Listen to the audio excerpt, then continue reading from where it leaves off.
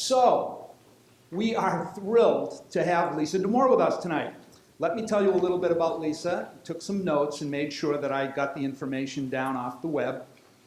Lisa graduated with honors from Yale University before receiving a doctorate in clinical psychology at the University of Michigan. She's worked for the Yale Child Study Center and is the recipient of training fellowships from the Pediatric AIDS Foundation, Yale's Edward Zieger Center for Child Development and Social Policy, and the University of Michigan's Power Foundation. Dr. Damour is the author of numerous academic papers, chapters, and books related to education and child development. She's the co-author with James Hansel of Abnormal Psychology, a widely used college textbook, and co-author with Dr. Ann Curzan of First Day to Final Grade, a handbook introducing college instructors to the art and craft of teaching. Her next book, Untangled, will be out in February. So you know all these amazing accomplishments that Lisa Damour has done. She must have started when she was 9 years old. But let me tell you, she is also a dear friend and close colleague of all of the CCIS, the Cleveland Council of Independent School faculty and administrators. We are so blessed to have a friend like Lisa looking out for us and for our kids. Lisa Damour. Okay, well, that is incredibly nice. And I have to say, Lawrence School is really one of my drop-dead favorite places on the whole planet. I think it is an extraordinary institution.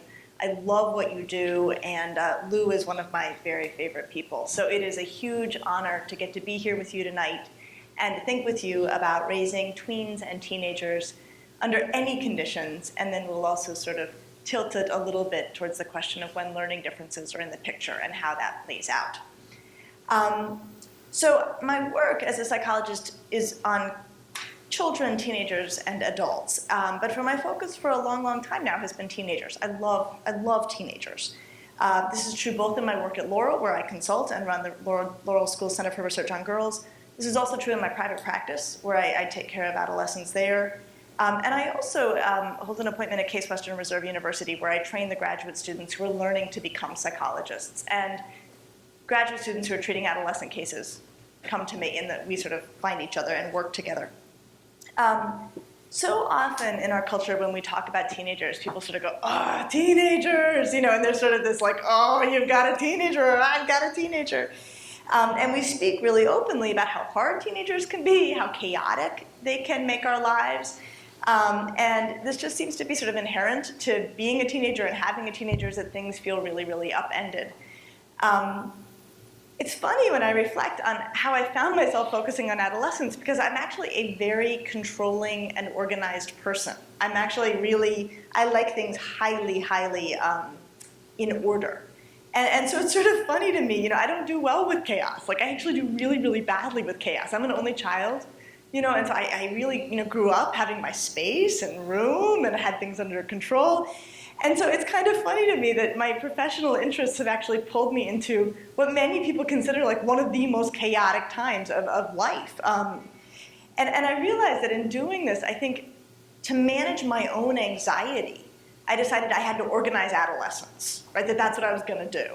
And so I did it both so I could manage the anxiety that comes up for me when I'm taking care of a teenager where things look really, really messy. And then also to manage the anxiety of my graduate students who I'm training, because one of the bitter ironies about being a psychologist in training is that we all train in low-income clinics or low-cost clinics. And so invariably, the cases that come into the low-cost clinics are vastly more chaotic than anything I see in my private practice. By the time you're in a private practice, you're seeing families where things are much more intact in order to afford a private practice clinician.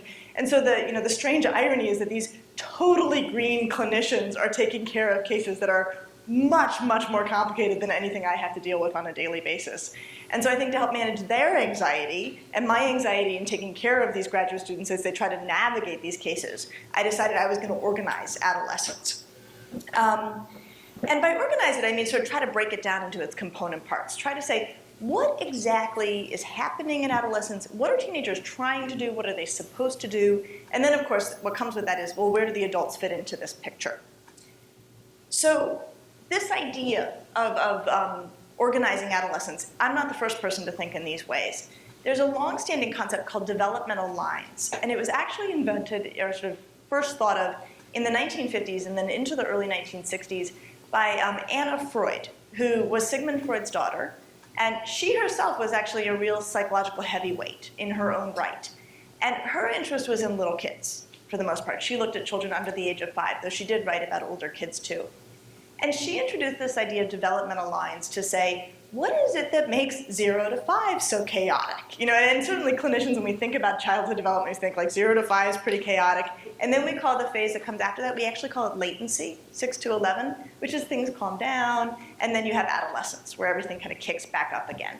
And so she said, well, what are 0 to 5-year-olds working on? What are the developmental lines, the parallel processes that are unfolding in early childhood?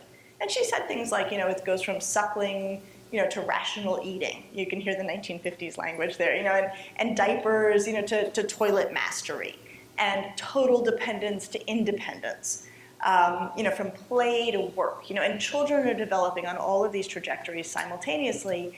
And what she offered was that we could evaluate how kids were doing by thinking in terms of these. And sometimes kids are charging ahead on one and struggling in another. But it took what looked like the very chaotic first 5 years of life and put it into a pattern. And so I thought, well, someone should do this for teenagers because it hasn't been done. So I started thinking about what would I say are the developmental lines of adolescence. And I came up with 7, and they're in your packet, I'm gonna turn to them next.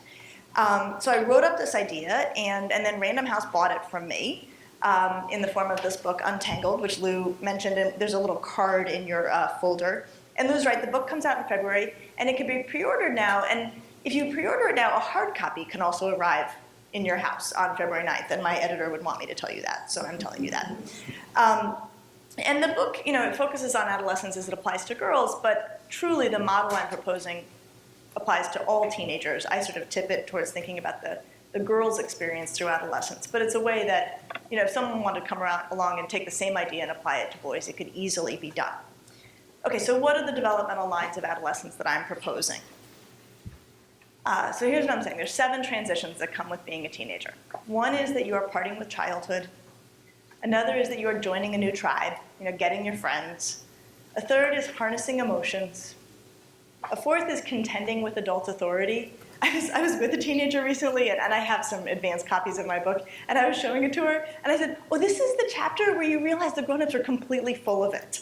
And she was like, oh yeah, I know exactly what you're talking about. So contending with adult authority is when they realize that we're completely full of it, and they stop buying everything we're selling, and it becomes really tiring for us. Chapter 5 is planning for the future, you know, thinking about what comes after adolescence. Chapter 6, entering the romantic world, joining the romantic world. And Chapter 7, caring for themselves. And the argument I'm making in this book is, you know, over the course of adolescence, we expect teenagers to try to accomplish these 7 things. And of course, you know, adolescence these days, you could define it very broadly. You know, a lot of college students are still working on, you know, several elements of this. And the goal is not that they all have to get accomplished all at once. There's no particular order to them. But more than anything, we want to make sure that no one's getting terribly stuck for too long on any of these developmental lines, and that no one's going backwards for too long on any of these developmental lines. So, you know, this is my attempt to organize adolescence. You know, you could organize it in other ways, but it's complicated, right? I mean, no matter what you do with adolescence, it is a highly, highly complex phase of life. And then, you know, we can add one more layer, which is what is it like if you have a learning difference? You know, what about this extraordinarily complex phase of life? And then if we add the layer of a learning difference over it, how does that play out? So what I'm going to do is I'm not going to try to walk us through all 7 lines, because we would be here till tomorrow morning. But I'm going to think about 4 of them and how they play out in adolescence, the part that a parent can play, the part that schools sometimes play, and especially if there's a learning difference in the picture. And then I'm going to give us plenty of time to talk together. I really do not believe in talking at people at length. And for me, it's most gratifying to hear what questions you have on your mind. I sort of come here knowing what I'm going to say, but mostly I'm interested in what you're going to say and then what I can learn from you too. So let me start with joining a new tribe. So adolescence part with childhood, again, it takes some time, but this is where they are no longer sort of fully embedded in the bosom of their family, right? And they want to be with their friends. And this, this is a critical aspect of being a teenager. Often, tweens, teens with learning differences are fabulously socially skilled. Especially if they've struggled in school, sometimes they, are building up those social skills, in a compensatory or just because it's comfortable and they're great at it and they're good at it and it feels good. So this may not necessarily be an area where a child with a learning difference struggles. It may, in fact, be an area where they really, really thrive and they have a lot of friends and they get along well and they're highly intuitive. But it is an area where lots of kids struggle. Struggle to find a kid who's like them, find kids that they can get along with on a regular basis, figure out who they fit in with. Oops, sorry. And to the degree that kids with learning differences struggle with this, there's sometimes a couple of reasons for this. One is they can seem young, right? They can seem immature. And this doesn't really become a problem until all of a sudden all of the other teenagers want to part with childhood. And one of the things that I do consistently see in school settings is that as kids get to 5th and 6th and 7th grade and they want to seem and be older, they do sometimes start to lean away from kids who still feel young. Even if they like that kid, even that kid, is a kid they can enjoy on the weekends, sometimes in school settings they want a little more distance because they don't want to seem sort of young hanging out with this younger person. And sometimes the immaturity, they can be impulsive, they can say things that they shouldn't have said, or they can say things that come off a little funny. Another thing that can happen that can cause kids who have a learning difference to have a little bit more difficulty in terms of joining a new tribe is that they can miss subtle social cues.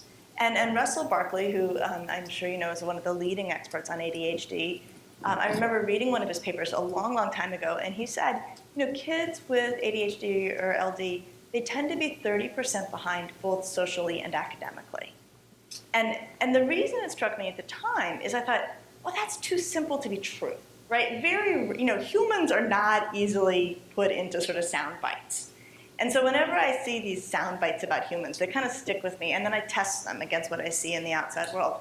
And this is one that has stayed with me and which has held up for me as largely true. That, when you have a learning difference or when you have an attentional difference, you just miss stuff. There's a lot of subtle stuff going on around you, and it's very, very fast. And so then as kids get very sophisticated in their social cueing and get into 7th grade, and though my general mission in life is to stop the trashing of adolescent girls, I will say the subtle social cueing around 7th grade teenage girls is a really powerful thing. And 7th grade girls are extraordinarily good at just a look on their face or a roll of their eye, and they can wield enormous power with this. And if you are a kid whose attention is not fully focused all the time, you can miss a lot of that, and that can cost you socially. Okay, so what can adults do to help, right? And in some ways, sometimes not that much. A lot of this is happening away from us and quickly, and we're hearing the stories on the home side. I think often we're tempted to try to really break it down and have lengthy conversations about who said what and what did you do and what did you try, and sort of Monday morning quarterback events at school, and provide a great deal of insight. Well, what do you think was happening with her, and what do you think that happened in you? And and these can feel like our best effort to be helpful. I'm not saying don't do that. What I am saying is don't underestimate the benefit of giving very concrete advice. I think we always want to teach kids how to fish. I think sometimes you have to hand them a fish, right? So for example, I know that at schools that are tuned in, like Lawrence is, sometimes they'll say, okay, when you're touching kids in class, that's not working for you. That's disruptive to you, it's disruptive to them. And I was talking with Lou about the strategies they use here at Lawrence, and they say, what brings about that impulse, what's happening in class when you feel like you want to bump the kid next to you, and then what could you do as an alternative? Is there a hand signal? Can you take a walk? And they're not having lengthy conversations every single time about, the implications of touching, everybody else, but they're just saying, that's a behavior that if you do less of it, things are going to go better. So I think, if you've got, and this applies for everybody, and I'm going to tell a story about my own daughter who doesn't have a learning difference, but I'll give an example of how I use this with her. So if you're watching, your son on the soccer sidelines, if when he's watching his team play and he's on the sidelines, you know how like when the game gets kind of ramped up and kids get excited, and then they get kind of, jazzy? If you notice that every time that happens, your son sort of starts like bumping in, to the boys next to him or something else that might be bothersome, you might say, I have an idea, don't do that. If you feel like you're about to do that, could you stretch? Could you do this? Could you, something else that gives them a concrete alternative? And again, it may not be a long, long conversation about, here's why I don't think you should, and here's what I noticed on the other kid's face. I mean, that can be really hard to hear, but sometimes just very concrete things. I think that it doesn't feel like much, right? It doesn't feel like much to say, just for this, just don't do that one thing. I'm watching you do this one thing, try not doing that one thing. But some of my favorite advice I ever got from a senior colleague, it's this wonderful, brilliant clinician named Nancy McWilliams, and she was talking about, sometimes you get a client in your office and just it feels like there's so much that's not working. There's so much where they're already off course. And she said, if you think about like a ship leaving port, and if it adjusts by 2 degrees as it leaves port, in 100 miles, it's on a different continent. It's going to hit a different continent. And so I think sometimes, if you have a child who, just can get a little ahead of themselves and do stuff that's bothersome, and you say, just this once, don't do that. Sometimes I think that can turn into, oh, hey, who are you sitting with at lunch? Come sit with us at lunch. And then that lunch conversation turns into a nice thing, and then it grows. So I think sometimes you feel like, really, just tell them to knock it off? Like, that's enough, in terms of parenting interventions? And this is not just learning differences kids. This is all kids. But often that knocking it off opens up potentials that wouldn't have necessarily arrived if they had sort of gone down their same old path. Another thing that all adolescents struggle with is harnessing emotions. And this is something I write about this in my book, and actually it comes up in the piece for tomorrow in the New York Times. When I was really early in my training, actually I was out of graduate school, but it was still early in my career. A senior colleague said to me, okay, you have to work with the assumption that all teenagers secretly worry that they're crazy. And I remember thinking, like, really? Like, really? And I think, actually, I have found this to bear out over time. And what happens is, how, like, they're latency, like, they often can manage things okay. If they can't find the right genes, they're not sobbing. And then suddenly latency ends, and now they can't find the right genes, and it is a full-blown crisis. It is a full-blown, house-rocking, devastating crisis. So a lot of times the parents of teenagers are thinking, like, what happened to you? Like, this was not such a big deal last year. And there's also a part of the teenager thinking, what happened to me? Like, they know that it didn't feel like this last year. So it's very, very unsettling for them. I will say that one of the things that is very much in the common literature and popular culture and has been for a long time is that the issue is hormones, right? It's hormones.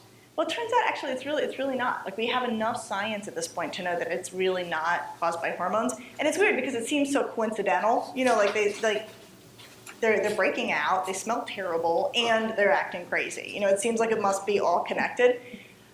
What we increasingly think is happening is that the adolescent brain is remodeling.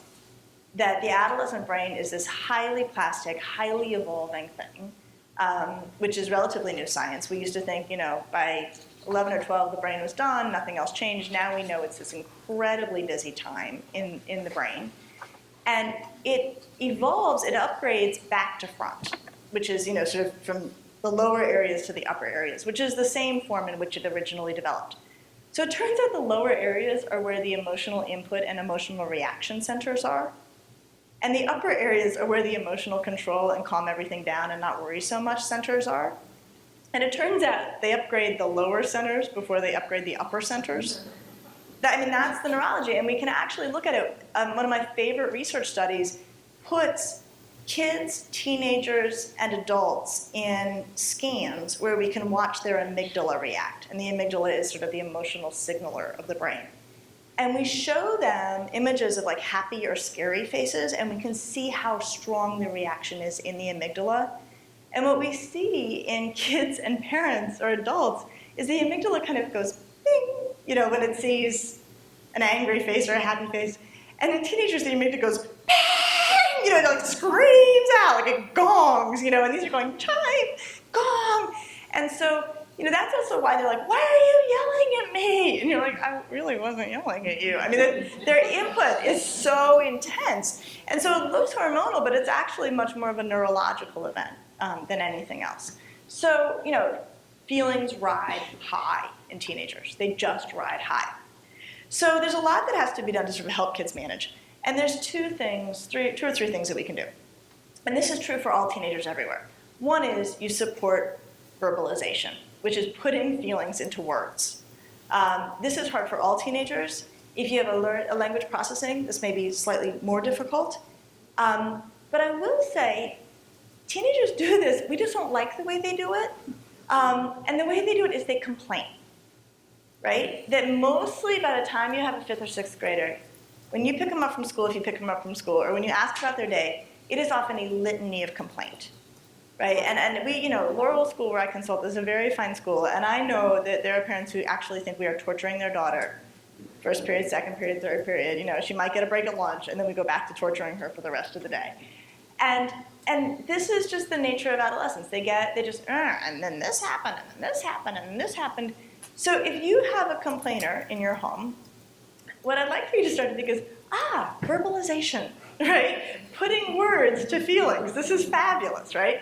And then the next thing I want you to do is stop trying to help, right? Because when our kid comes home and is like, and then this happened, and then this happened, if we love them, our first reaction is, well, did you try this? And what about this? And what about that? And then they're like, that would never work, and you don't understand.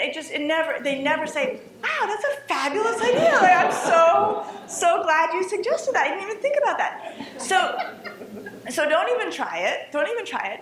But when they start, what you should say is say, look, do you want my help with this, or do you just need to vent? And I promise you, most of the time they would say, I just need to vent. And then you sit back and you think, listen to this fabulous verbalization of feeling. And you are off the hook. They have told you they're off the hook. And I think what we forget is, this is what we do, right? I mean, I come home and I'm like, and if my husband tries to help, I'm like, it's really a bad idea. And I think what we forget is that their lives are much harder than our lives are. I think we have this sort of idealized vision of what it means to be a school kid, like, oh, you get to be with your friends all day, you're so lucky. For the most part, the school day is really tiring, even in the best schools, right? You're around a lot of kids that you didn't choose. You're around a lot of kids whose impulses may be bothering you, and this is in every school. You go from class to class to class. You have to ask if you can use the bathroom. You don't love every class in every school. There's no school like that. It requires enormous patience to get through the day. And by the time they get home, they're tired. And so I think our idea that it should be joyful and that they should have solutions, or they should take our solutions, I think is a really bad idea. And I think instead to think about it as, this is verbalization, this is venting. And if you start to talk about, like, would it help to vent? You are actually teaching the way you get relief for emotional distress is to talk about it. Not that somebody comes in and fixes it, but you talk about it, and somebody who loves you listens and doesn't interrupt and doesn't tell you how you're seeing it wrong. I will say, sometimes they're seeing it wrong, right? If you feel like you're hearing a litany that is, like, wildly unfair, if you're like, no, Mr. Souls is really a good guy, like you're hearing some crazy, description, you can say, I'm not sure I'm totally on board with you. Do you want to hear what I'm thinking? Right? And they'll probably say no. And you say, okay, and you just keep it to yourself, but at least they know you're no longer in tacit agreement, right, with what's going on. But allow venting, allow verbalization, but call it what it is. Some kids may not have great language, right? They may not be really fluent in, let me tell you everything that I didn't like about the day. And if you suspect that, you can do what psychologists do, we call it displacement, where you suggest things. So if you know that your son studied incredibly hard for a test and he got it back and it didn't go well, and he's incredibly frustrated, but you feel like he's having a hard time finding the words, you can say, you know what, sometimes guys just feel so mad that they put in that much time and they didn't get the outcome they were hoping for. And that kind of sometimes guys option puts feeling language on the table, but it's not saying, well, are you mad? Are you mad about the test? Because it's like, oh, go away. Like, I don't want you guessing at my feelings. But it's a nice way to sort of put the language out there in a way that can be useful. And then the third thing that I think all teenagers need help with is coping, which is when they're upset, kids need help figuring out how to help themselves feel better. And this is true across the board. What I'm really interested in, one of my favorite activities to do with teenagers, and I often do this with girls, so I kind of have girl examples, is I say to them, imagine the worst day ever. Like everything goes wrong. Like you and your best friend get in a fight, and you fail a test, and then your locker jams, and you're late, and you're in trouble, and you get home, and there's no internet, and you can't call anybody, but you've got the house for yourself, and you got 3 hours. What do you do to help yourself feel better? And my favorite thing are these highly specific and often super weird answers that the girls come up with. Girls will say, oh, you know what I do? I get paper and I rip it up and then I put it back together like a puzzle, right? Or they do a lot of crafting, or they play with a dog, or they shoot hoops in their driveway, if that's something their family has. I did this with a group of girls at a boarding school, and one girl said, they all had their tiny little cubbies of rooms, and she said, here's what I do. I crank up the air in my room so it's super cold, and then I get 10 blankets, and I get underneath the blankets, and I let them sort of press on me, and I love it, And I mean, just very specific, very idiosyncratic things. A lot of them watch The Lion King. And these are 10th graders, I'm thinking of. A lot of them go back and look at old stuff, young things that they used to really enjoy. And I think that what we don't do enough as adults is appreciate that's coping, right? That's coping, and coping is a very specific and particular thing. Like what you guys do when you've had a really rough day, you don't want anybody telling you, well, you know what you should do? You should get a pedicure. What if you're like, well, I hate pedicures? You need... but what I do like is going for a walk. That everybody has their own way, and that is especially true for teenagers. So one of the things I would ask you to do is think about, what does my kid do when she's distressed? Like if she were left to her own devices, where does she go? What does she like to do? And I think sometimes we think they're putzing around or not, or doing something weird, like ripping up paper. Why would they rip up paper? But I think if you can tune into that, it can actually be something you can support or even direct them to sometimes. A really smart mom I know, when she knew there's a very good chance her kid had had a very hard day, she would bring the dog in the car to go get her daughter. And there was something about nuzzling with the dog and having the dog as a distraction from even having to talk to her mom, that by the time they got home, the girl was in a slightly better place. And I just thought that was like such a gorgeous example of this mom really getting what worked for her kid and putting that in her kid's path. Another challenge that comes up with all teenagers is planning for the future. And I think actually one of the all-time difficulties of adolescence is that you have to connect what you choose today with the outcome that's going to arrive on you tomorrow, right? That is the constant battle of being a teenager. What feels good, what you want to do right now versus what the outcome is going to be tomorrow.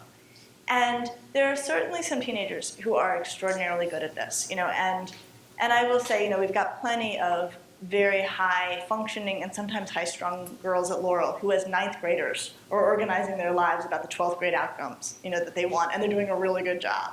And, that happens in adolescence, that, certainly we see that. But a lot of kids, it's sort of the day-to-day is hard, and connecting what they're doing today with what's going to happen tomorrow can be really, really difficult. I think for all kids, and then especially kids where there's maybe a learning or attentional question, it can help to shorten the distance between the choice made today and the outcome tomorrow. I think that it's so hard for kids, any kid, if it takes several weeks for them to get to an outcome. So if they have a paper, and they have to work on it for 3 weeks in small parts, and then they get the outcome at the end. 3 weeks, especially in the life of 9th or 10th or some 11th graders, that's a really long stretch to wait to figure out how it all went.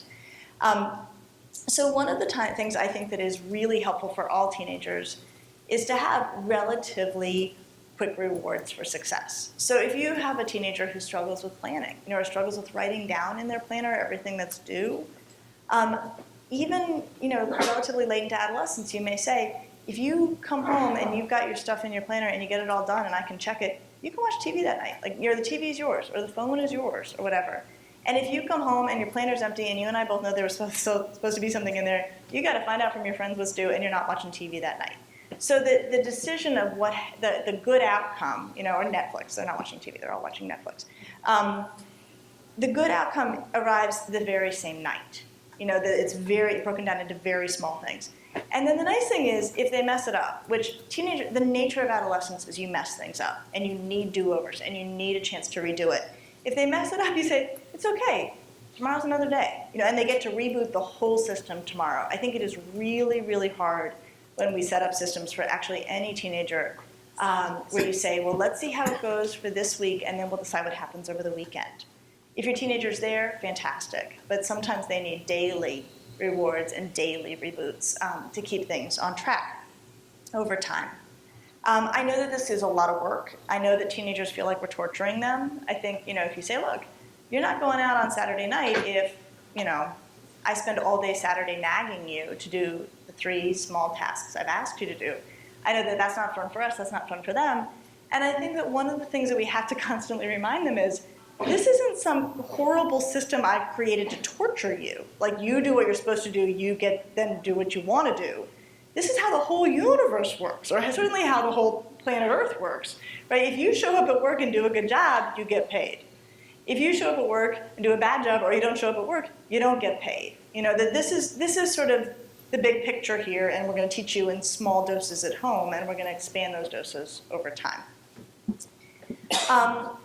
Finally, the work of being a teenager is that you take over caring for yourself. And this is, I think, in terms of what's most frightening to parents of teenagers, this is really scary stuff. Teenagers have exposure to dangerous possibilities. We are counting on them to take good care of themselves. We're counting on them to make good choices. They leave our homes. They get in cars. They go places where people have drinking, right? I mean, these are the realities of having an adolescent. And I will say, my job is to sort of solve problems of adolescence and to think with parents about the challenges of having a teenager. And I will say, I have yet to come up with anything that solves the problem that at some level having a teenager is a scary thing. And at some level we have to accept that until the law makes it possible for us to lock them in their rooms till they're 19, we have to accept that there are things that happen that are beyond our control, and that's a very frightening thing. I will say, I think the best thing you can do as a parent of a teenager is to put the emphasis on their responsibility to care for themselves. It is so easy as the parent of a teenager to say, okay, you're going to the party, don't drink. Oh, that kid, don't hang out with that kid. Or, you're gonna get in the car, do not drive too fast. And make it, these are my rules that I'm asking you to abide by. And I'm not saying never do that, but I think that actually puts the emphasis in the wrong place. It is, you're doing this because I'm asking you to do this. And one of the things I know about teenagers is if we are asking them to do something, they have a reflex to not want to do that thing. And I give an example in the book. The example in the book is slightly different from what actually happened, and here's what actually happened. So for a long time, I saw this really terrifically put together, lovely girl from an independent school in the area, and she was a junior in the time I was seeing her. And we met at Fridays at 4 o'clock. And she came in one day in this incredibly salty mood. She was really, really cranky, which was unusual for her. And I said, what's going on? And she said, my room has been an enormous mess all week, huge mess. And I've been incredibly busy this week, so I haven't been able to get to it. So I was planning to use the hour before our appointment to clean it up so that it would be really nice for the weekend. Like, I wanted my room nice for the weekend. She said, so I walked in the house, and my mom saw me, and she said, you got to go clean your room. She said, so I spent the hour fighting with her about how I would not clean my room. And it took up all the time I was going to use in my room, and then I had to come here so it's not done, and now I'm really upset. So, I just thought, wow. And she was cracking up by the end of this story. So I also worry, as much as it's super well-meaning when we say don't drink and don't drive too fast, I think there's something provocative in that for teenagers, right? I mean, I think there is. So I think the way I really like to tip it is to say, hey, you're leaving the house without me, you're in charge. You're in charge of yourself. If I could follow you everywhere, I would, but I cannot. So you're actually in charge, and you're in charge of your own safety. And so I think that the way we can do that is to sort of offer expectations for teenagers to live up to. And there's some really, really nice research showing that teenagers live up and down to expectations. There was a great study done that took kids right at the end of 6th grade, and they controlled for behavior and social skills at that point. And they asked the parents, what do you think of teenagers? What do you think teenagers are like? And they were able to sort them into 2 categories. Parents were like, they're a handful, but they're kind of great. And parents were like, they're immune to adult influence, and they're icky, and, they go out of their way to undermine themselves and us. That they sort of have these different stereotypes about adolescents. And what they found is the parents with the negative stereotypes about adolescents, by 12th grade, their teenagers were living down to those expectations. And parents who generally felt more hopeful and more promising, the adolescents had more promise in it, by the end of 12th grade, their teenagers had better friends, better behaved, lying to them less. So there's a self-fulfilling prophecy that can arrive here. So I think, in terms of offering expectations to live up to, I think you can say things like, look, you're going to this party, and, I think you and I both know there's a decent chance that there's going to be drinking there, and I am absolutely counting on you to be smart and to keep yourself safe. And if you have any question about your safety, I'm here to help. Right? Something like that. I am counting on you to be smart. I'm counting on you to keep yourself safe. I'm happy to think more with you about the question of drinking and all that. I know it's incredibly complex. I think that it's important to speak to the growing part of a child. I always think, teenagers have parts, and sometimes there's a really impulsive, terrible decision-making part, and sometimes there's a really smart and wonderful and reflective part. And I always try to speak to this part as much as I can. And I will have girls in my practice who are making horrendous decisions on the weekends. And part of me wants to be like, wah, wah, wah, wah. But instead I say you're such a bright girl. What are you doing making decisions like this on the weekend? So I sort of try to get me and the bright girl are going to try to figure out what's going on with this other part of her who keeps going to this, crazy house where crazy things happen.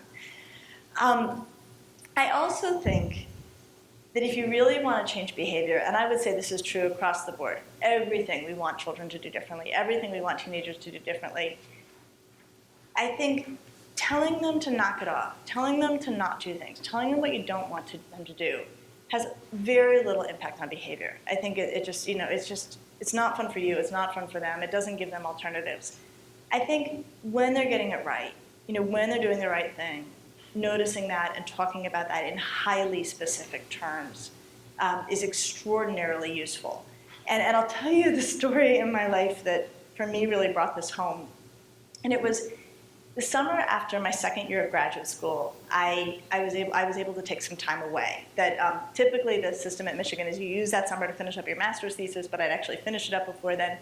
And like any graduate student, I was unbelievably poor. And so I decided I would sublet my apartment for the summer and go home to Denver and live with my parents and just work for money, to try to get some money.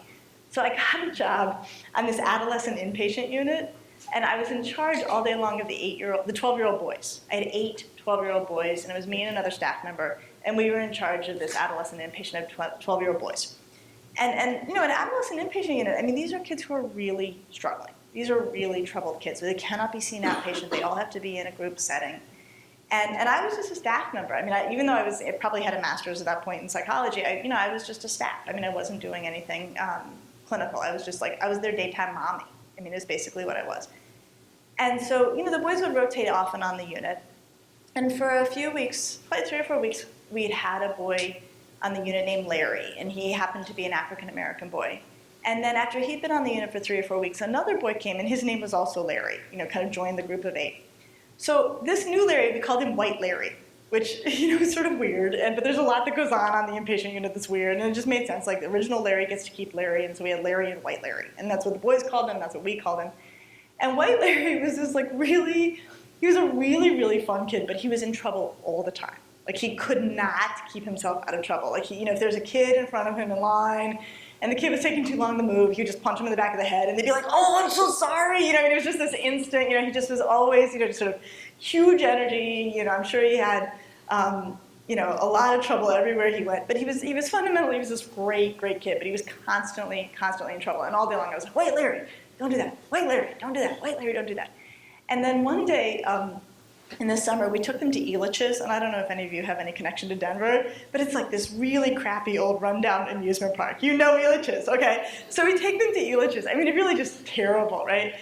And so we take this pack of 8 12-year-old adolescent boys, or inpatient boys, to Elitch's, and White Larry has the greatest day ever. He is not in trouble once. And I realized, you belong at Elitch's, right? This is, if he could live at Elitch's, White Larry would be great. And we had an incredibly good time.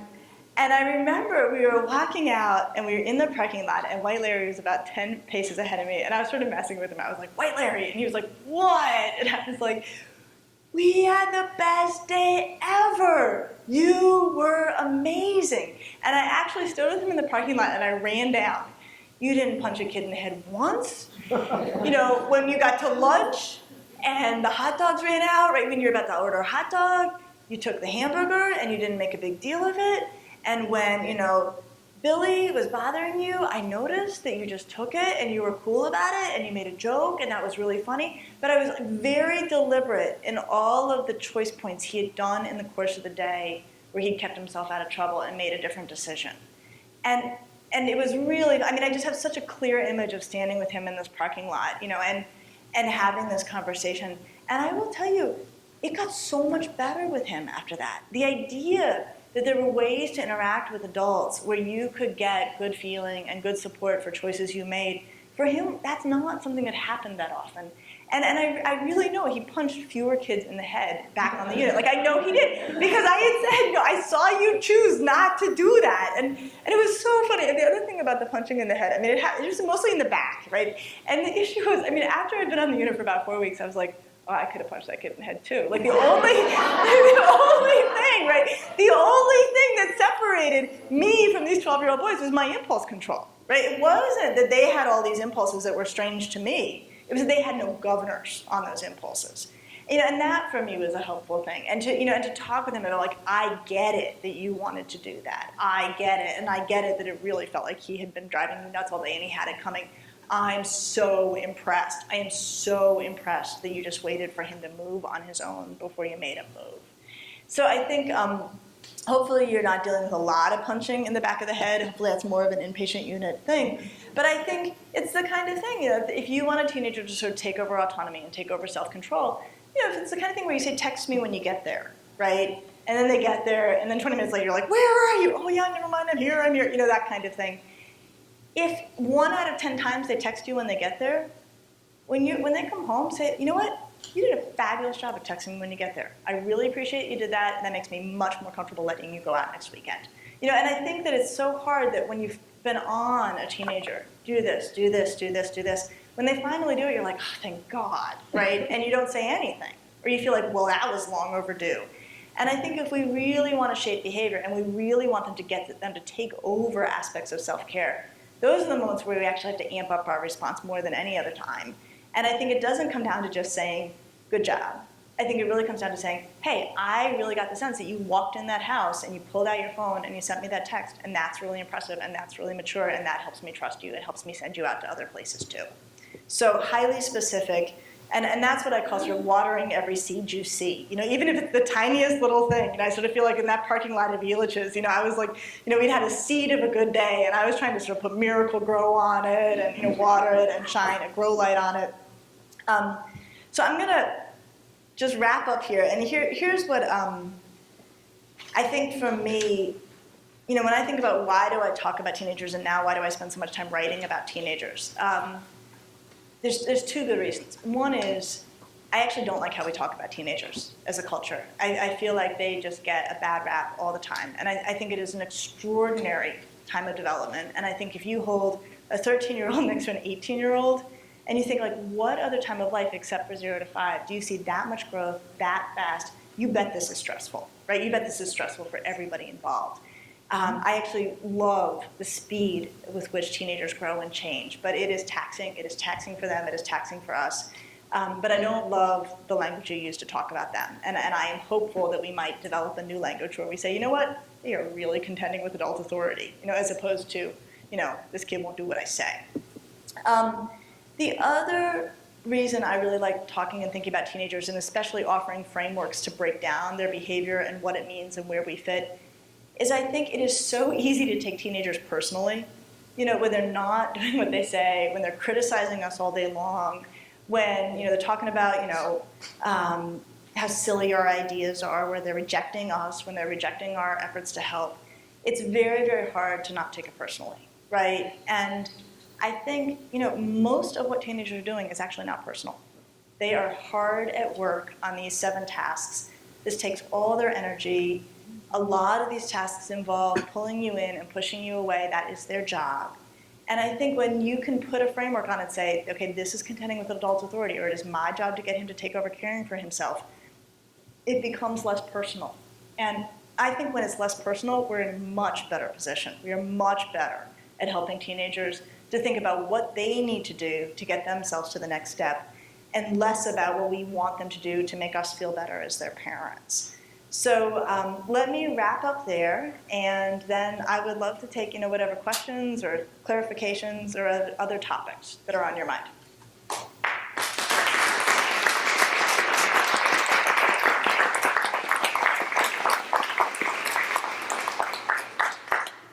Thank you so Sure. much. That was wonderful. Do we have a mic for questions? No. Can't you? Go on. Speak up. I have 4 Hold on. boys with ADHD and Okay. one of them has epilepsy on top of it. It's like a lot of stuff piled up, and okay, sorry. I have 4 middle schoolers, 3 of whom are boys with ADHD and dyslexia, 2 of whom are twins, 1 of whom has epilepsy on top of it. So that boy, the one that's just got everything, his self-esteem is terrible. And he usually keeps it under control, but occasionally it bubbles up and just everything comes out. I'm dumb, I'm never gonna make it through the 8th grade. How am I gonna do high school? I'm never gonna get a job, I can't go to college. And I say everything I can that's positive, and we boost him where he's strong. He's very athletic, so we put him in sports. But still, last weekend he apologized to me. He said, "I'm so sorry, I'm so much trouble, I'm so expensive, I'm so," you know what I mean? It literally breaks your heart in half. And he's a 14-year-old boy, and he's going through all this stuff that you're talking about, and then all of his own stuff.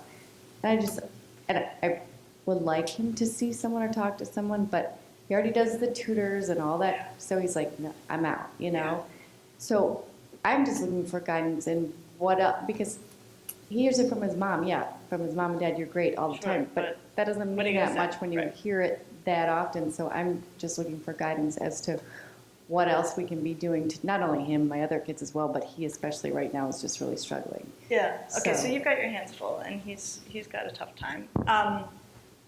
So I have a few different ways to think about responding. One is, I feel like any child with learning and attentional difficulties who continues to show up at school every day and try should get a medal. And I really work hard to impress this on anyone who will listen. That for most of us, if we haven't struggled with learning and attentional challenges, we do our work, the harder we work, the better it goes, and there's this lovely match between effort and outcome. And it's what keeps us going, right? And then you've got these kids who are dealt this particular hand, and there's often no match or minimal match between effort and outcome. And I don't think anyone pays attention to how, I think Lawrence gets it, but I think it's easy to overlook how much grit it has to take to tolerate that level of frustration and still show up and keep trying. So I actually think that gives you one line of approach. To say, look, buddy, I am so impressed by your grit. I know how hard it is for you to get things to go your way at school, and the fact that you are showing up every day and trying when you cannot always guarantee that you're going to get the outcome you're looking for just because you put the effort in, that is so hard, and most people would have given up years ago. And so the fact that you continue to put in the effort when things don't always go your way is really extraordinary, and I admire that. So, not you're great, because of course he's great, but like something that really admires, like what's so hard about him? Or what about his, his sort of situation? The other thing, so the issue of self-esteem, right? Self-esteem is such a tough one. And for me, I had this fabulous, fabulous mentor, and he trained me as a clinician and just this incredibly good guy. And he said, look, people feel good about themselves for the things they do well. Like, self-esteem does not come from being told you're great, and especially if it's from your parents. Like, that's, what else are they going to say? And so I'm always on the lookout for what is this child doing that they can feel good about? What are they doing well that they can feel good about? So sports he feels good about. I will tell you the other slam dunk, I think, is service. taking care of somebody else or something else or some other living creature. And I'll tell you this extreme example, and this is by no means your son, but there's a young man at the grocery store where I shop who I think probably had fetal alcohol syndrome. He sort of has an atypical facial structure and I think a very, very low IQ. And there's a blind man who shops where I go to the grocery store. And every once in a while I happen to be there on the same time on Saturday where the young man who works at the grocery store is going around the grocery store with this blind man. And they're standing in front of the butter, and the young man is getting all the right stuff. And this young man stands so tall and feels so good and clearly takes such pride in this job he has with this man. And every time I see it, I think there it is, right? I mean, the beautiful thing about service, the beautiful thing about doing something for somebody else is that you do not have to be the brightest, most, kind of dazzling child in the ways the world likes, or sort of looks for kids to be. You can win that every day, And so I actually think as a universal, all teenagers should do service, because even the kids who are getting all the good stuff, they're getting the A's or they're getting the whatever, it doesn't happen every day. And so if that's where your good feeling comes from, you can't always count on it. But then especially for kids for whom those things don't readily come, I think service, so I don't know I'm sure he's busy, I'm sure he's taxed, but maybe, there's something else he could be doing where he feels like, I take care of this other person, or I take care of these animals, or I take care of, this is the thing I contribute to the outside world, and I do that well, and I feel good as a function of doing that. So I wonder if those opportunities might be available. Yeah, so I would give him an opening with little kids. Because if he's good at it, he will feel good at it. And that will help him feel good.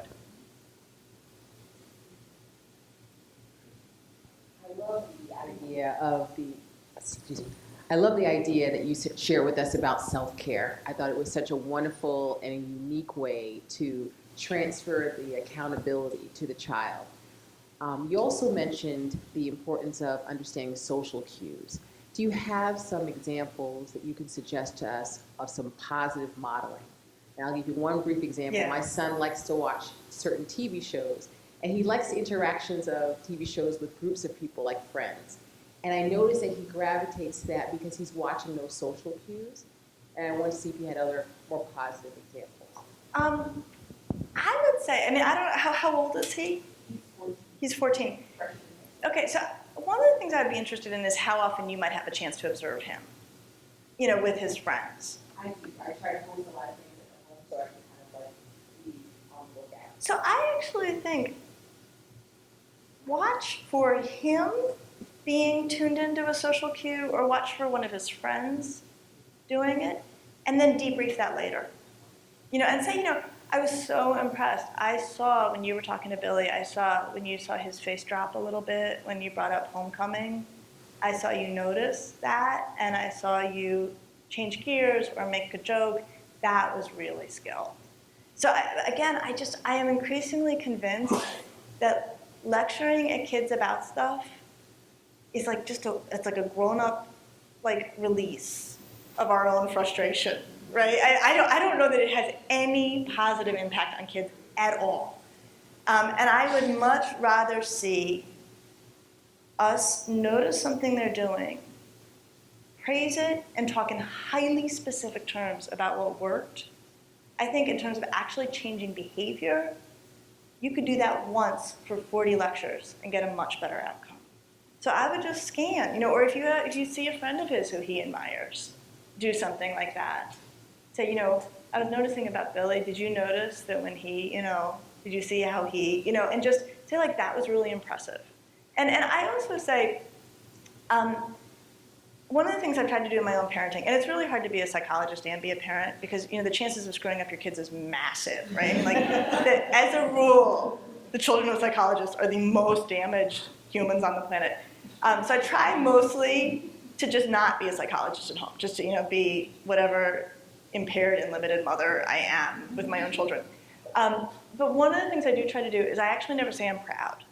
Because for me, proud feels like I still own it somehow, or it grows in my light, And so instead, I try to say, I'm really impressed. Like, I'm really impressed. Because for me, impressed locates it still firmly in the child, and you're merely admiring it. Whereas proud feels like you did it for me. And so I really try to stick with impressed when I'm praising something that I see one of my kids doing. Thank you so much. Sure.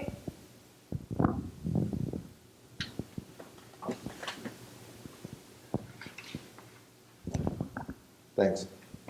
First, I want to compliment the moms up there who are here because they are doing great things for themselves and their kids just by showing up, and for everybody who's here to listen to you. But my question is, how do you suggest for parents who want their children to see somebody like you, how do you open that door?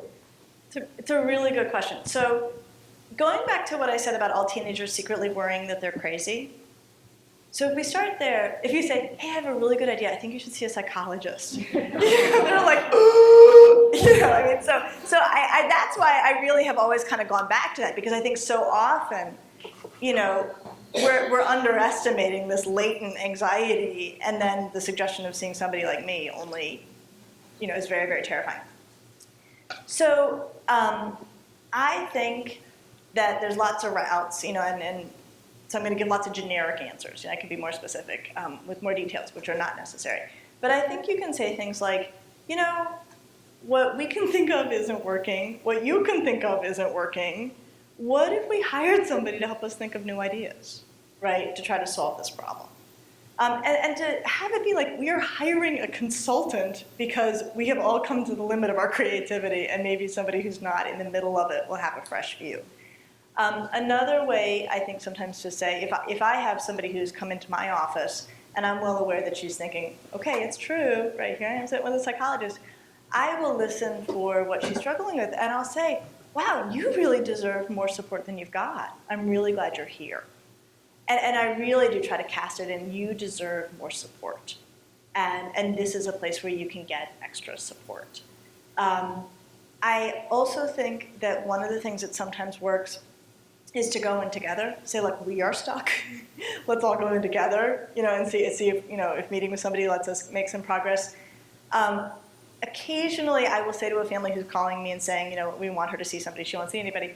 I'll say, ask her to come once, right? And if she doesn't want to be here after once, she can leave.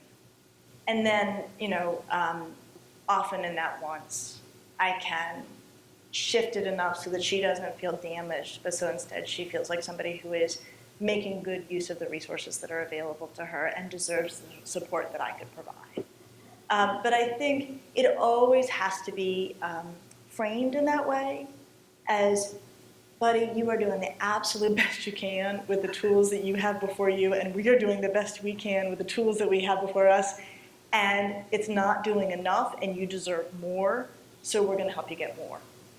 And not seen as, man, you're really making a mess of this, and we got to call on the troops. I think that how it's framed can make a difference.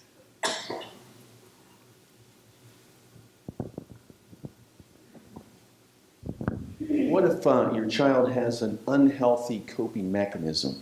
And so an example is she's had a bad day and she's going to overindulge in unhealthy food. Yeah. How do you move away from that? Okay, so, coping, right. Coping can be good and bad, and there's certainly forms of coping that are, self-destructive, and it can be a wide range, right? And it can be like eating too many chocolate chip cookies, and it can go up from there, right? And that's alarming, and the problem with self-destructive coping is in the short term it works, right? We have adults who drink a lot, and that's it's an effective short-term coping strategy. It's a terrible long-term coping strategy. How old are we talking? 15. Okay, so self-care, self-care, self-care, right? It is not what you want her to do for you. So I wonder if you say to her, honey, one of the things I think you and I both know is that when you get stressed, like the thing that helps you feel better are, the ho-hos or whatever it is. And say, I get it. They're fabulous. And they do, in fact, have a chemical property that actually gives us a soothing experience. And say, my worry is you're not taking great care of yourself. You're eating that much, sugar. It's just really hard on your body. So is there a way we can think of that you can get that good feeling, but you're not doing it at the expense of your own body or at the expense of your own health? So I think that you're sort of, anytime you want to sort of make a change like this with a teenager, you really want to, instead of talking at them, like you shouldn't eat so many ho-hos when you're stressed, right? You know, there's a lot that's going wrong in the moment. They're like, most teenagers will hear eat ho-hos when you're stressed, right? I mean, like any you shouldn't or don't or I want you to, you know, they have a reflex. I mean, it's not that they're naughty, it's just a reflex. They're like, I'm going to do this more of it. And then certainly when it comes to things around eating, you know, there's some struggles, some power struggles that are available to parents and kids. Toileting, eating, sleep, grades. Kid has all the power. All the power. And I think it's really good to be clear on that from the get-go. And so I never would advise a parent to get into a power struggle with a kid around food, where you say, I'm going to take the ho-hos out of the house. You know exactly what happens next. They go get twice as many on the way to school and eat them all before they get home. I mean, I've had kids in my practice who wanted to lose weight and for their own health probably needed to lose weight, but because their parents were on their case about it, they were making a point of getting themselves access to everything their parents said they couldn't have. And there's nothing you can do about it. There's absolutely nothing you can do. So instead of sort of you telling her what you think she should do, which you may be 100% right, you know, that's immaterial here. You want to sort of stand shoulder to shoulder with her and think like, okay, you and I both love you, you and I both want the best for you, and you and I both know that the way you're helping yourself feel better right now may have health consequences for you you don't want. How can I help here? You know, that's the position you want to be in. Thank you.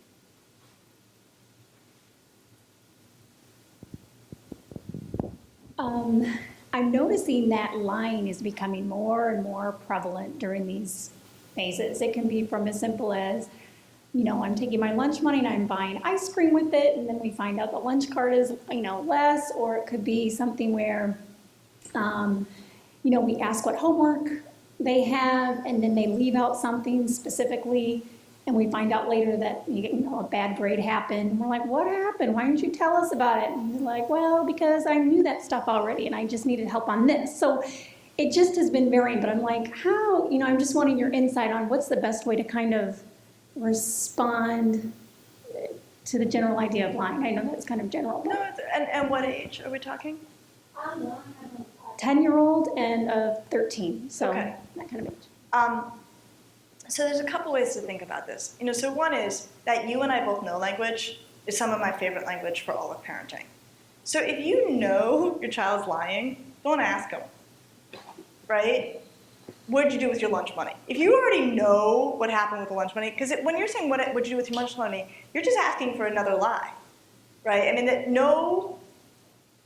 mean, very few kids are like, oh, okay, well now that you're asking, here's what really happened, right? I mean, like that's not how humans operate. It's certainly not how 13-year-olds operate.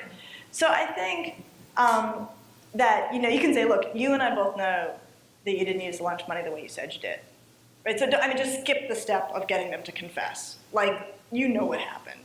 So just skip that step.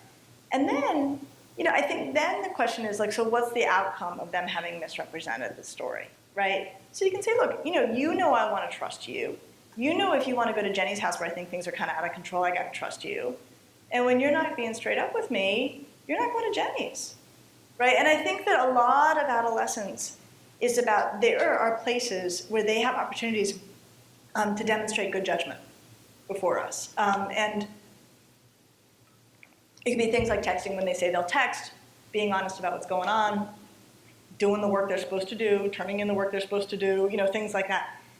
And a lot of adolescence requires good judgment when they're not with us, right? Jenny's house, I mean, there's always some kid, right, where you're like, oh man, I hate it when Jenny asks you over, right? Because, you know, I don't trust her parents or whatever. And so I think to say to them, I'm going to link these two things up. And if I don't feel like in the areas where you can show me good judgment, you're doing it, I'm not going to put you in positions where I'm counting on your good judgment when I'm not watching. So if you want to go to Jenny's house, or if you want to go run around on Halloween without a grown-up following you, you got to show me good judgment at every turn you can, and then I'll be on your team. But again, this is also, there has to be reboots. You know, kids make mistakes. There have to be opportunities for reorienting. The other thing, though, about the homework and not telling you about pieces of it, sometimes I think, if I can, I like to downgrade lying to avoiding.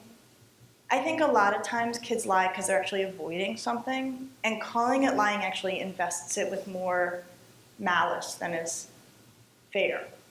I think often kids have things that aren't going well or they don't want to deal with, and so they then dissemble or lie to hide that. So, no, I did the work. I did it. No, I did it at school. It's in my locker. I'm going to turn it in tomorrow.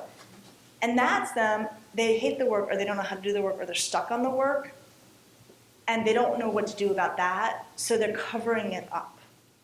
The problem with avoidance is that as a short-term strategy, it is phenomenal, right? They're like, no, it's in my locker. And you're like, okay, Netflix, right? And they're like, woohoo, right? So like the reward arrives 10 seconds after you've done the avoidance behavior. And that, depending on the school and how on top of things they are, the consequence can arrive 10 days later, right? I mean, I have girls at Laurel where, they're avoiding stuff at school, and they're so good at covering up that it's 3 weeks before all the pieces are put together that she's done nothing, right? But in that 3 weeks, she got to binge watch, all of Grey's Anatomy and all, and so the problem with avoidance is the reward is so right away and the consequence is so far away. So that's actually the conversation I think you should have. And I would take the word lying out of it if you think that's the dynamic at play.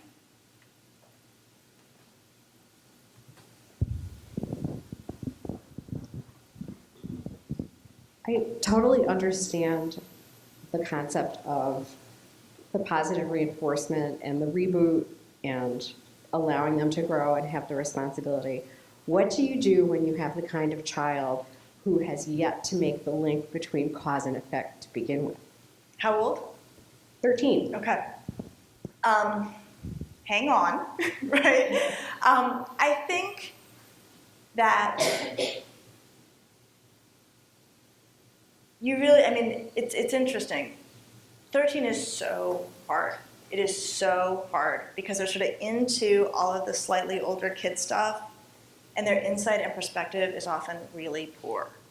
And that, I'm not talking about kids with learning differences. I am talking across the board.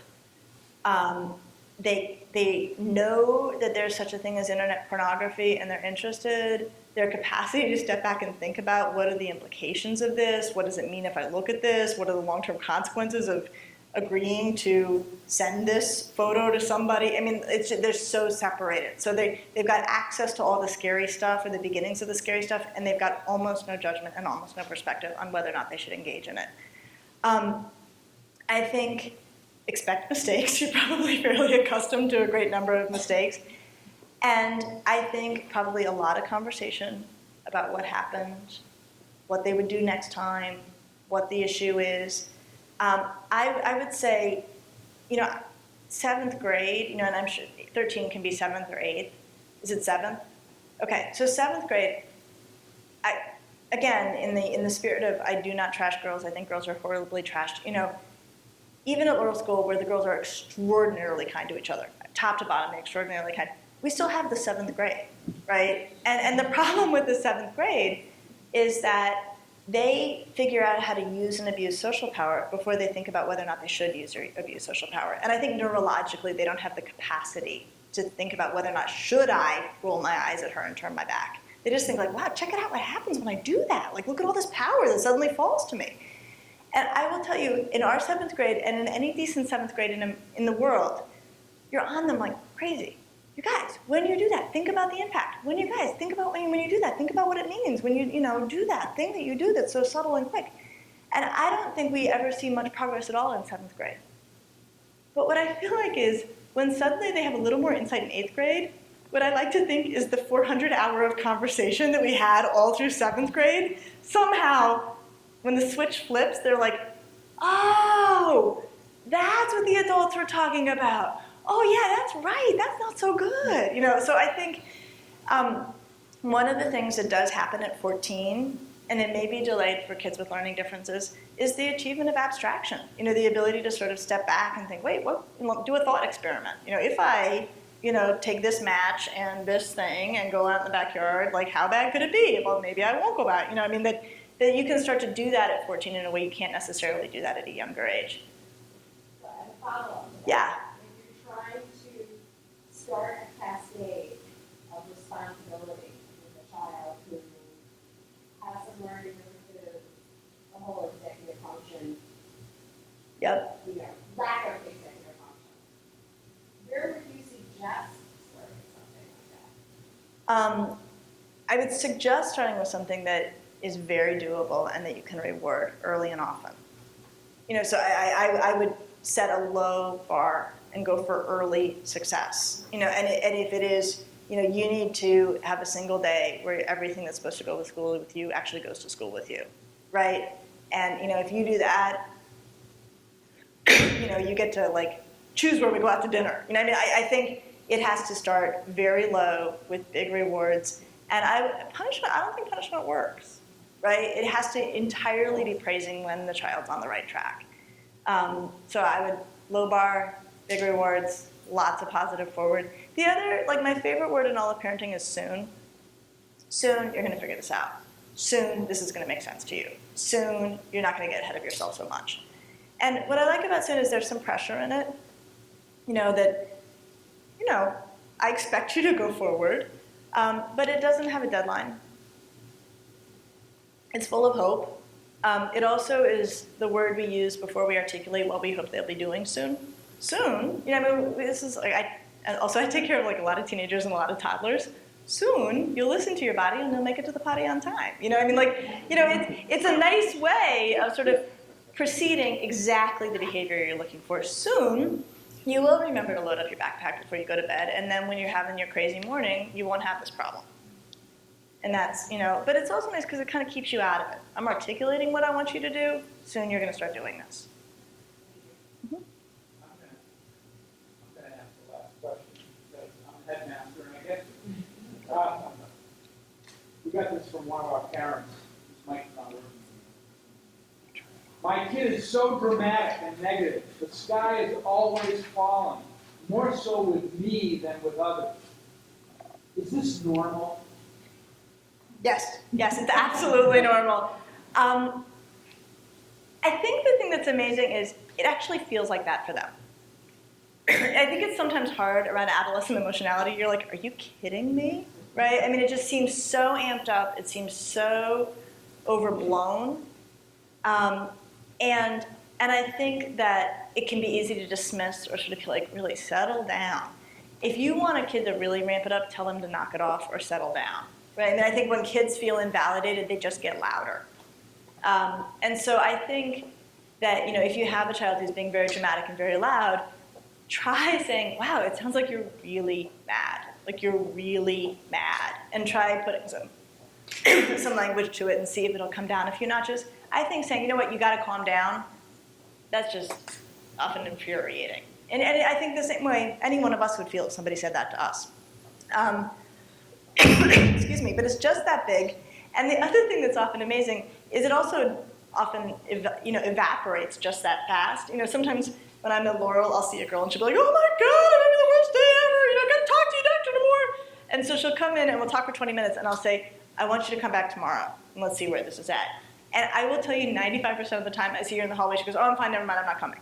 And so I think the other thing is, I don't like making any rash decisions about a teenager based on, a single interaction or a single crummy day. They often have tremendous bounce back.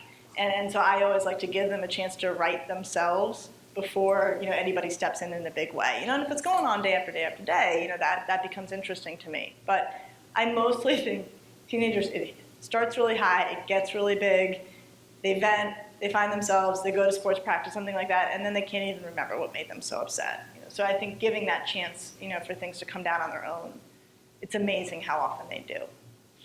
Well, thank you for having me. It was a delight to be with you.